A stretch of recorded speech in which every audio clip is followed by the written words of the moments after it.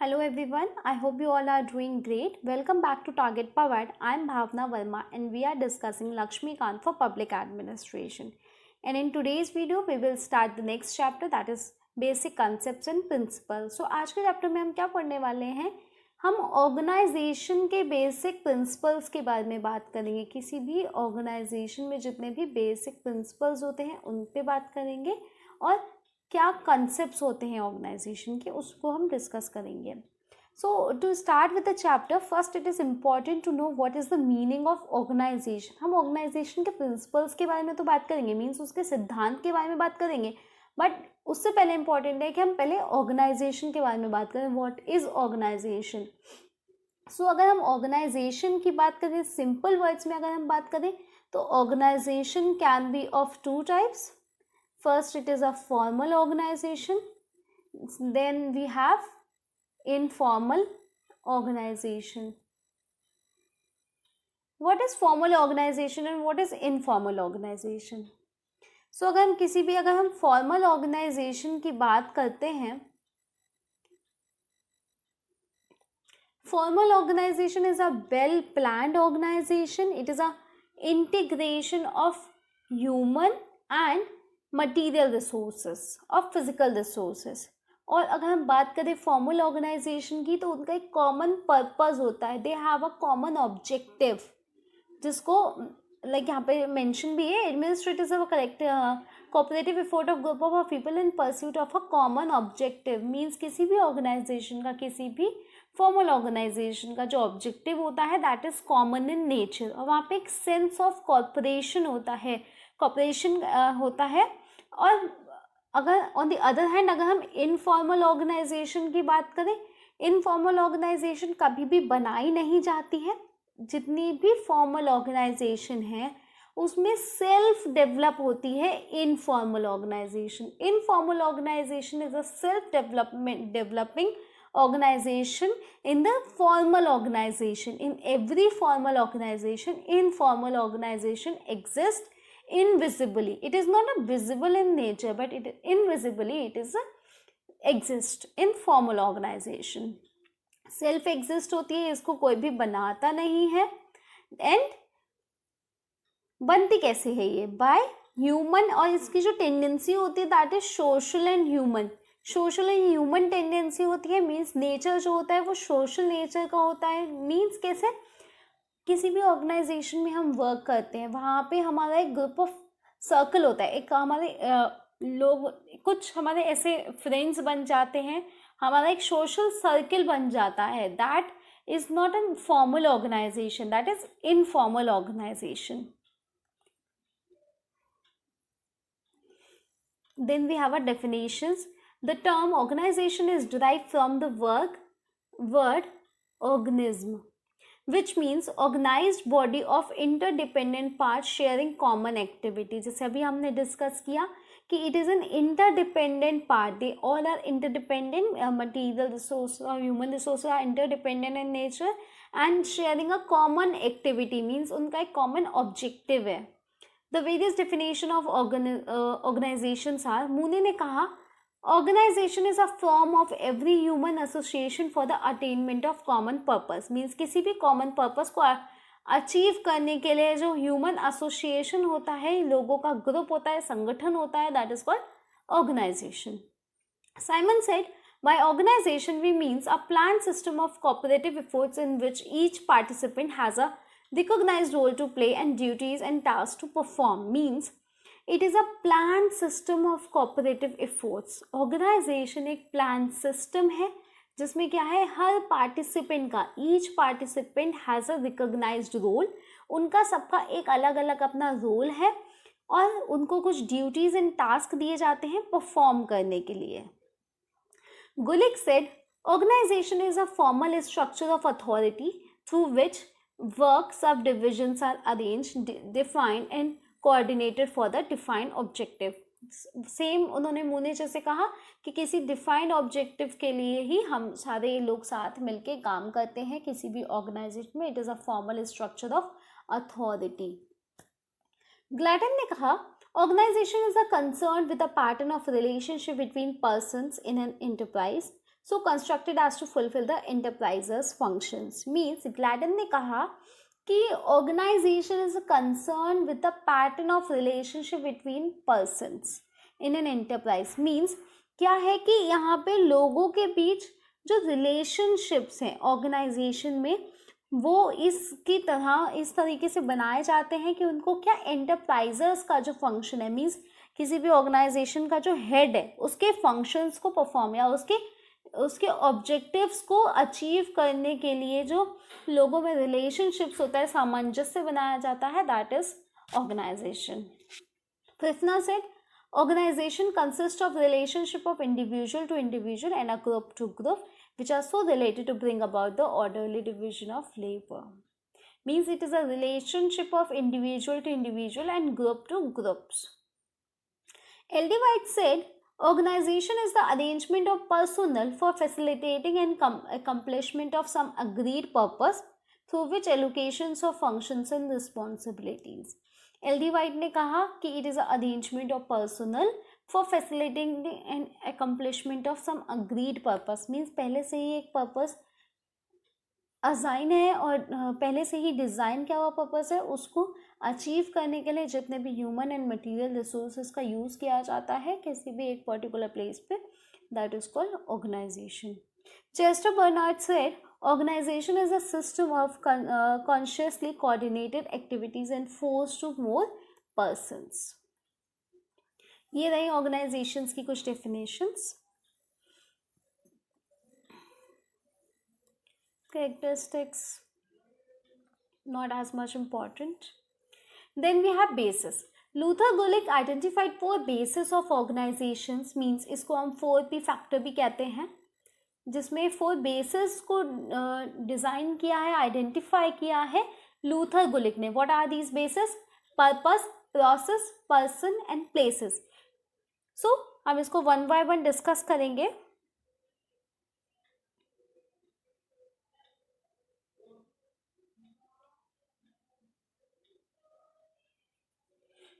What is purpose? Purpose it means the function performed by organization. Means purpose का क्या मतलब होता है? The functions which are performed by the organization. What are the example of organization based on the purpose, such as defense department, health department, labor department, human resource department. Means क्या है कि जो functions perform किए जाते हैं organization में वो क्या होता है? Purpose होता है। The merits of purpose.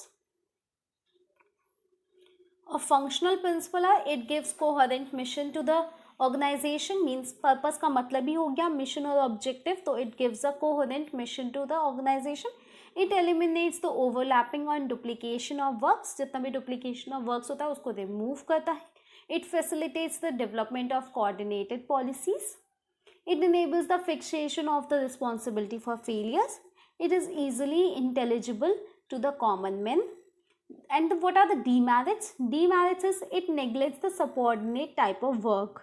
It ignores the latest technologies and it leads to departmentalism in thinking. Means क्या है कि पर्पस है ऑर्गेनाइजेशन का, जो पर्पस है उसको हमें अचीव करना है, it is a function perform by. और हमने यहाँ पे क्या बात की है कि डिफरेंट डिपार्टमेंट्स होते हैं, लाइक डिफेंस डिपार्टमेंट का पर्पस अलग है, हेल्थ डिपार्टमेंट का फंक्शंस अलग है, उनका पर्पस अलग है, लेबर डिपार्टमेंट का फंक्शंस अलग है। तो क्या है कि एक तो लेटेस्ट टेक्नोलॉजीज़ को इग्नोर करता है। मीन्स जिस बेसिस पे हम अभी तक वर्क करते चले आ रहे हैं उसी बेसिस पे वर्क करते हैं, मीन्स वही पुरानी टेक्निक्स यूज़ करते हैं।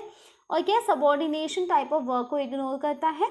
और it also leads to departmentalism in thinking. Means human resource department या HR डिपार्टमेंट क्या सोचता है कि ये मेरा काम नहीं है, ये लेबर डिपार्टमेंट का काम है तो मैं इस पर क्यों काम करूँ, ये हेल्थ डिपार्टमेंट का काम है तो मैं इसके बारे में क्यों सोचूं, डिफेंस डिपार्टमेंट इसको करेगा, ह्यूमन रिसोर्स डिपार्टमेंट इसको नहीं करेगा तो मैं इसके बारे में क्यों सोचूं। तो it leads to departmentalism in thinking. Then we have process. It means technique of special or specialized skill used by the organization in performance of a development work. The example of organization based on the process are space department, law department, ocean department, and electronics department means क्या है, हमने purpose में देखा कि different departments होते हैं, उनके functions के बारे में हमने स्टडी किया, बट प्रोसेस में क्या है, व्हाट आर द टेक्निक्स और स्पेशलाइज्ड स्किल्ड मीन्स हम यहाँ पे टेक्निक को डिस्कस कर रहे हैं। तो अगर हम टेक्निक में बात करें तो यहाँ पे ऑब्वियस सी बात है, technical department, electronics department, space department, law department, ocean department, इनके अलग अलग टेक्निक्स होती हैं। Then we have person, it means group of people, clientele served by the organization. Example of clientele are rehabilitation department, tribal welfare department, women welfare department and so on. Means persons का क्या मतलब है, group of people served by the organization means किसी भी organisation के द्वारा कुछ group of people को अगर सर्व किया जाता है, मीन्स उनको फैसिलिटीज प्रोवाइड की जाती है, सच एज रिहैबिलिटेशन डिपार्टमेंट होता है ऑर्गेनाइजेशन में, ट्राइबल वेलफेयर, जितने भी ट्राइबल कम्युनिटी होती है उनको जो वेलफेयर और उनको जो फैसिलिटीज प्रोवाइड की जाती हैं ऑर्गेनाइजेशन के through, that comes under persons. Then women welfare means women के लिए जितनी पॉलिसीज बनाई जाती हैं, that comes under this purpose, persons base. What are the merits? It makes one agency responsible for all need of the group. It facilitates coordination of different service provided for the beneficiaries. It establishes close relationship between a target group and the agency. It enables the holistic approach to the problems. And what are the demerits? It leads to creation of large number of small departments, thus result in the Haldane committee called Lilliputian administration. It creates jurisdictional dispute between departments. It violates the principle of specialization due to multifunctional character. It makes organization vulnerable to improper influence of pressure group. हाँ, because pressure group जितने भी होते हैं उनका बहुत ज़्यादा burden होता है, तो ये it can make a organization more vulnerable to improper influence. Next P is place. It means territorial area covered by the organization, means area of the organization. The example of organization based on the places are external affair department and territorial, runs counter to uniformity in the administration of national policies. It fosters localism at the cost of national outlook and solidarity. It violates the principle of specialization due to multifunctional character. It makes organization vulnerable to improper influence of regional interest and pressure group. Means particular place पे या particular place के लिए, like Damodar valley corporation, Damodar valley corporation means Damodar valley का जितना भी territorial area है उसी area को वो ऑर्गेनाइजेशन कवर्ड कर रही है। तो यहाँ पे क्या सबसे बड़ा जो डीमेरिट है इसका वो ये है कि it can make organization vulnerable to improper influence of regional interest. Means अगर दामोदर वैली के लिए हम बात कर रहे हैं या गंगेश वैली के लिए हम बात कर रहे हैं, तो जितना भी रीजनल एरिया है वही कवर होगा इसमें। तो उससे क्या है कि organization will be affected by it, और जितना भी प्रेशर ग्रुप होगा वहाँ से उससे ऑर्गेनाइजेशन कैन बी अफेक्टेड। तो these are the basis of organization. First was the purpose means functions. Then we studied about the process में हमने पढ़ा टेक्निक्स क्या होती है और specialized skill. Then we discuss the person जहाँ पे हम ग्रुप ऑफ पीपल को सर्व करती है ऑर्गेनाइजेशन।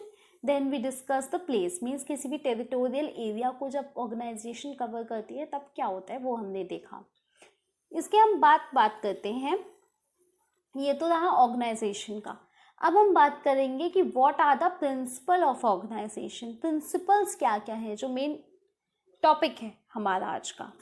तो first principle is principle of hierarchy. Hierarchy की अगर हम बात करें, what is hierarchy?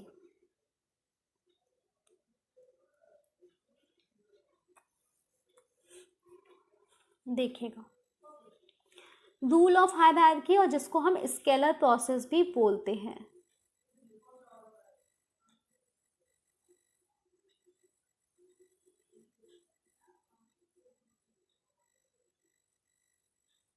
What is hierarchy? Hierarchy का मतलब होता है किसी भी ऑर्गेनाइजेशन में जब हम एक चेन फॉलो करते हैं, मीन्स एक पर्टिकुलर चेन फॉलो करते हैं। सपोज किसी भी ऑर्गेनाइजेशन में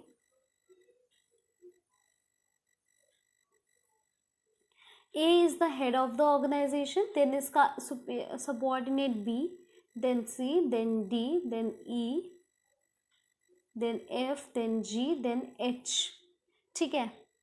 और अगर हम बात करें एट द सेम लेवल, इस सेम लेवल पे और सेम डिपार्टमेंटल लेवल पे, ए का सबॉर्डिनेट है B, then C, then D, then E, then F, then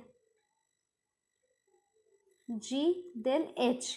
means scalar process या हायरार्की क्या कहता है कि हमें ऑर्गेनाइजेशन में जो भी हमारा इमीडिएट सुपीरियर या इमीडिएट सबॉर्डिनेट को ही रिपोर्ट करना है या फिर उन्हीं से ही हमें फॉलो अप लेना है। मीन्स क्या, अगर एच को कोई मैसेज पास करना है ए को, या एच को कोई परमिशन लेनी है या कुछ प्लान डिस्कस करना है ए से, तो he can not go directly to the A. First he has to discuss that plan with the G, then G will pass that message to the F. तो ये चेन चलती रहती है। Means हम अपने इमीडिएट सुपीरियर को ही discuss कर सकते हैं, उन्हीं को ही हम रिपोर्ट कर सकते हैं। हायरार्की मीन्स, हायरार्की का मतलब क्या होता है? But hierarchy means the control of higher authority over the lower level. Means higher authority का कंट्रोल लोअर लेवल पे, मीन्स हायर लेवल पे जो जितनी भी अथॉरिटी है उनका जब कंट्रोल लोअर लेवल पे होता है, that is called hierarchy. Under the rule of hierarchy, we see a distribution of work and coordination of work being secured.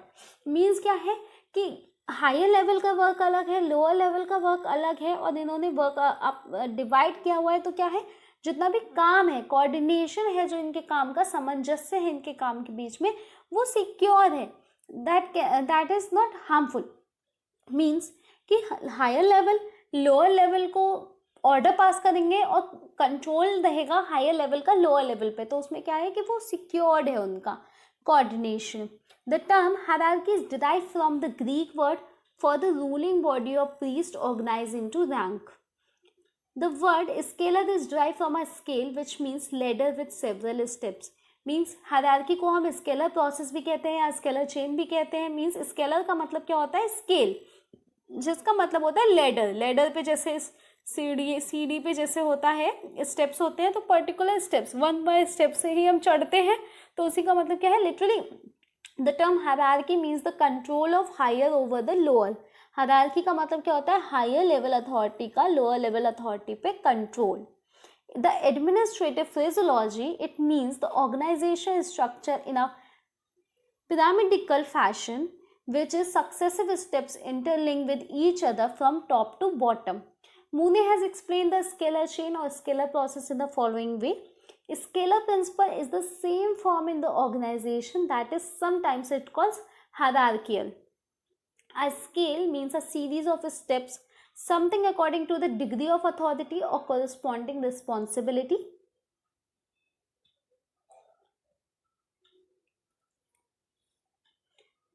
Which means that the grading of duties not according to the different functions but according to the degree of authority and corresponding responsibility. For our convenience, we shall call this phenomena of organization a scalar chain, जिसको हम scalar chain भी कहते हैं. And what are the basic features of hierarchy? Hierarchy की अगर हम बात करें, under the rule of hierarchy we see a chain of control which flows from the top level to the bottom. Means हम यहाँ पे एक कंट्रोल की बात करें, एक चेन ऑफ कंट्रोल की बात करें which flows from the top level to the bottom level in the organisation. Under the rule of hierarchy we see a chain of communication which flows from the top level to the bottom level and from the bottom level to the top organisation. Means किसी भी organization में जो communication का flow है वो या तो top to bottom होगा या बॉटम टू टॉप होगा, और जो कंट्रोल है, कंट्रोल जो है ऑर्गेनाइजेशन में उसका जो फ्लो है वो टॉप टू बॉटम लेवल पे होगा. और कैसे होगा? जस्ट इमीडिएट सुपीरियर को या इमीडिएट सबऑर्डिनेट को ही आप कम्युनिकेट कर सकते हो, उनसे ही कांटेक्ट कर सकते हो. Even the worker at the same level also can not communicate between each other. Means suppose B यहाँ पे कोई एम्प्लॉय है और सी यहाँ पे है, तो ये दोनों भी आपस में कोऑर्डिनेशन नहीं कर सकते. Even employees at the same level or same departmental level cannot communicate between each other. Under this rule, the work is carried out through a proper channel. It is not possible to jump over a level. Means जो work है एक proper channel के through हो रहा है, means step by step हो रहा है, और we cannot jump over it. हम किसी भी level को jump नहीं कर सकते हैं. अब देखते हैं what are the benefits.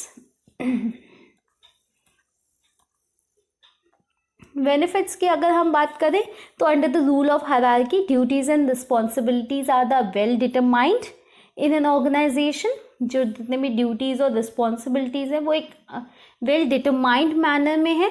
The under this rule the hierarchy it becomes easy to coordinate at the different level. हम कोऑर्डिनेशन ईजी हो जाता है डिफरेंट लेवल पे. Delegation of work is possible in the organization having the hierarchical order. Means delegation of work means delegation is a different concept जिसको हम आगे के video में पढ़ेंगे. delegation of work और कह सकते हैं आप assignment of work ऑर्गेनाइजेशन में easy हो जाता है hierarchical level पे. leadership and decision making are developed in the organization. अगर हमें जो कंट्रोल है वो टॉप लेवल से मिल रहा है तो जाहिर सी बात है कि लीडरशिप का कंसेप्ट यहाँ पे डेवलप होगा, डिसीजन मेकिंग का कंसेप्ट डेवलप होगा. The power to take initiative is develop in the workers of the employees. Means किसी भी काम को करने के लिए इनिशिएटिव लेना, इनिशिएटिव ऑफ पावर डेवलप होगा ऑर्गेनाइजेशन में. सपोज कोई ए वर्कर है, उसको कुछ काम करना है तो उसको क्या है कि उसमें एक डेवलपमेंट होगा इनिशिएटिव लेने का, कि उस काम को नए तरीके से करने का एक इनिशिएटिव लेगा वो, है ना. क्लैरिटी ऑफ वर्क बेनिफिट है इसका हायरार्की का. सिस्टमैटिक लाइन ऑफ कम्युनिकेशन, जो कम्युनिकेशन का लाइन है ऑर्गेनाइजेशन में that will be a systematic in order. Means step by step है, कुछ भी हम लेवल को जंप नहीं कर रहे हैं. लीडरशिप तो को डेवलप करेगा, और वो भी कैसी लीडरशिप को, क्वालिटी लीडरशिप को. मीन्स क्वालिटी लीडरशिप को डेवलप करेगा. और एक और कंसेप्ट यहाँ पे डेवलप होगा, डिसिप्लिन का कंसेप्ट. मीन्स ऑर्गेनाइजेशन जो होगी पूरी तरीके से फॉर्मल होगी, क्योंकि वहाँ पे कम्युनिकेशन ही नहीं है, सिर्फ आप top level to bottom level पे होगा. वो भी जब top level to bottom level पे होगा and they both are, one is a superior other one is a subordinate, तो उनमें जो कम्युनिकेशन होगा वो कैसा होगा, फॉर्मल कम्युनिकेशन होगा.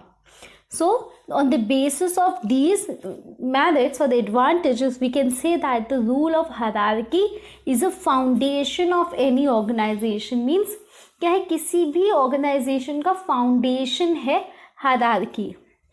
According to Paul H. Appelby, hierarchy it means that which resources are apportioned and personnel selected and assigned, operation activated, reviewed and modified.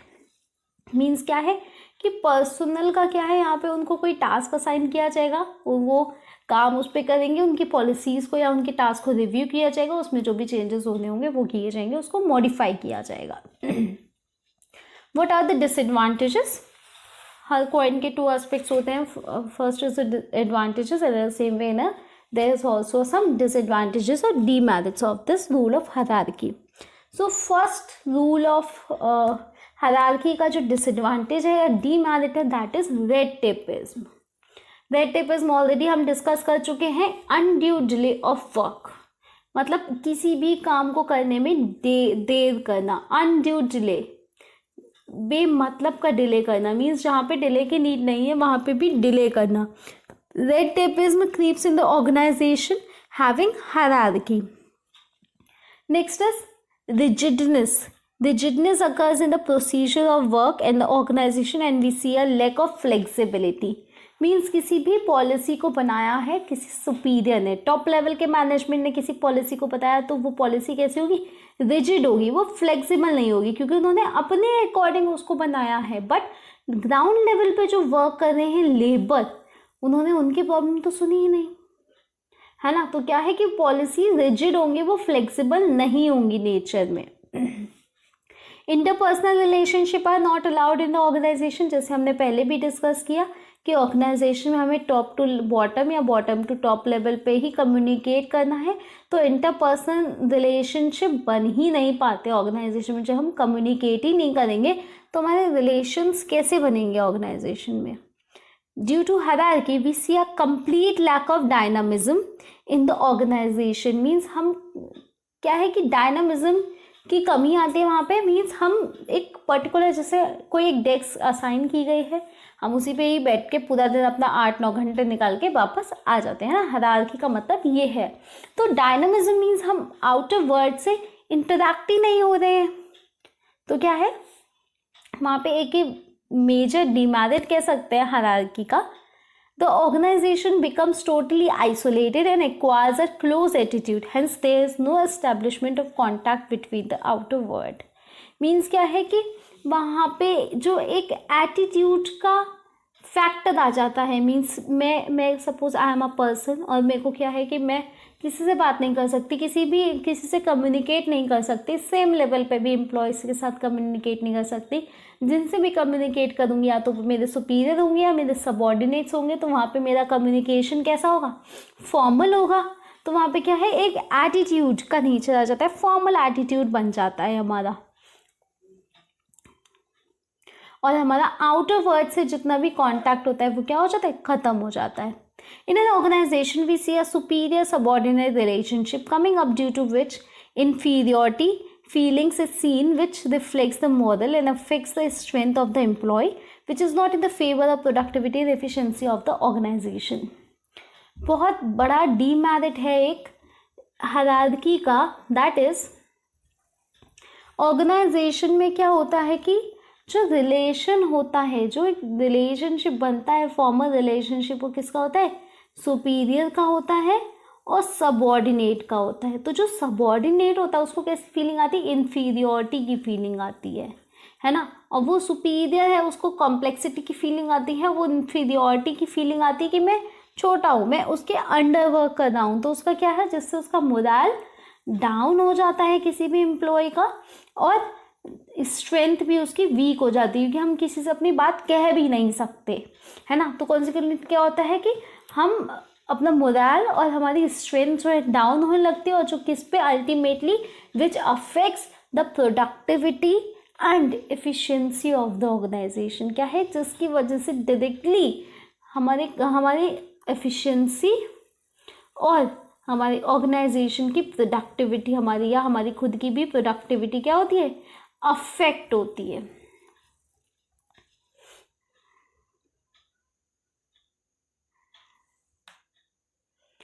इस problem के सॉल्यूशन एक दिया है हेनरी फेयोल ने। हेनरी फेयोल ने क्या कहा, अब क्या हुआ कि हायरार्की का कंसेप्ट में हमने देखा कुछ मेरिट्स थे तो कुछ डिमेरिट्स भी थे। जैसे कि मेरिट्स ये थे कि हम प्रॉपर कम्युनिकेशन कर सकते हैं, प्रॉपर चेन ऑफ कम्युनिकेशन है, डेलीगेशन ऑफ वर्क इंक्लूड है, और क्या है, क्वालिटी लीडरशिप इंक्लूड है। और वहीं सेम डिमेरिट्स में हमने क्या देखा कि इंटरपर्सनल रिलेशनशिप अलाउड नहीं है, एक एटीट्यूड बन जाता है, फॉर्मल एटीट्यूड बन जाता है, red tapism, rigidity in the policies. ये हमने देखा कि ये कुछ प्रॉब्लम्स हम फेस करते हैं हायरार्की में। बट क्या हुआ कि फेयोल ने एक कंसेप्ट को आइडेंटिफाई किया, डेवलप किया, जिस कंसेप्ट का नाम था गैंग प्लैंक। मीन्स क्या कहा गैंग प्लैंक ने कि हायरार्की के डीमेरिट्स को ख़त्म करने के लिए हेनरी फेयोल ने जो कंसेप्ट इस्टेब्लिश किया और सजेस्ट किया, ऑल्टरनेटिव रूट सजेस्ट किया हायरार्की का, to speed up the flow of business and avoid delay in disposal of cases. Henry Fayol suggested an alternative route called gang Planck.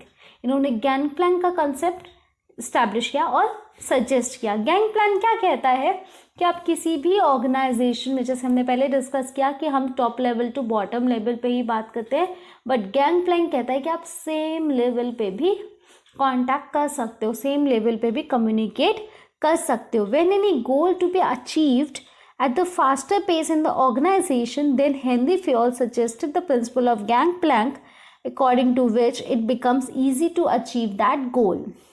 Means अगर हमें कोई message जी को ओ तक पहुंचाना है तो वो पहले एफ को देगा, फिर ई को, फिर then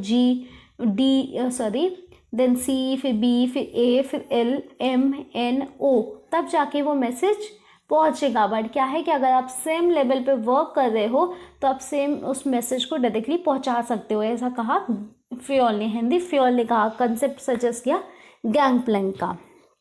According to the principle of Gangplank, any two workers of the same level can communicate with each other, but before that they should be follow the two conditions. आप D डायरेक्टली Q से contact कर सकता है और F directly P से contact कर सकता है, but they both have to follow some conditions. And what are those conditions?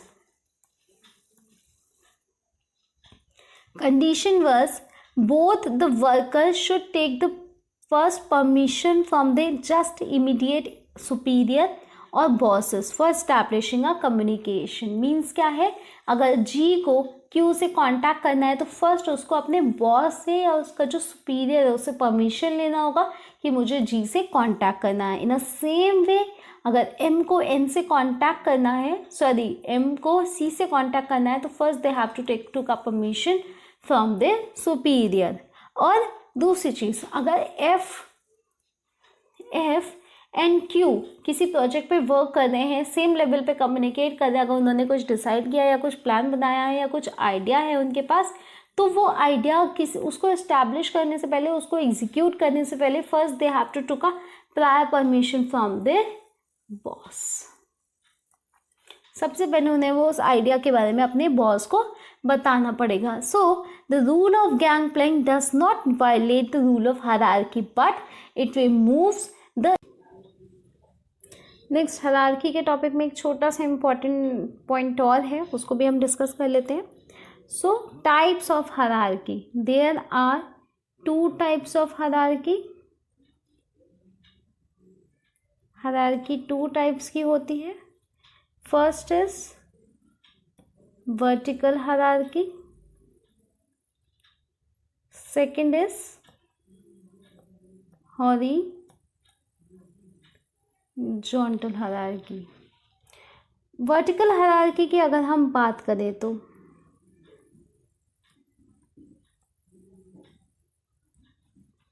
what is vertical hierarchy? When in any organization new posts are generated between the existing level due to overload or workload, then we call it vertical hierarchy. किसी भी organization में vertical level पे अगर नए post generate किए जाते हैं between existing levels due to workload और वर्क प्रेशर की वजह से, then we call it vertical hierarchy. And in the organisation अगर हॉरिजॉन्टल लेवल पे वर्कर्स को हायर किया जाता है, when in an organisation the numbers of workers are increased at the same level, at the same post due to overload or workload, then we call it horizontal hierarchy. Means किसी भी organization में काम की वजह से, work pressure की वजह से अगर सेम लेवल पे ही लोगों को हायर किया जाता है, then we call it horizontal hierarchy. और वर्टिकल हायरार्की जो एग्जिस्टिंग लेवल है उनके बीच में अगर किसी को लाया जाता है, then we call it vertical hierarchy. ये टॉपिक यहाँ खत्म हुआ. नेक्स्ट वीडियो में हम डिस्कस करेंगे unity of command and span of control. Thank you. Till then good bye.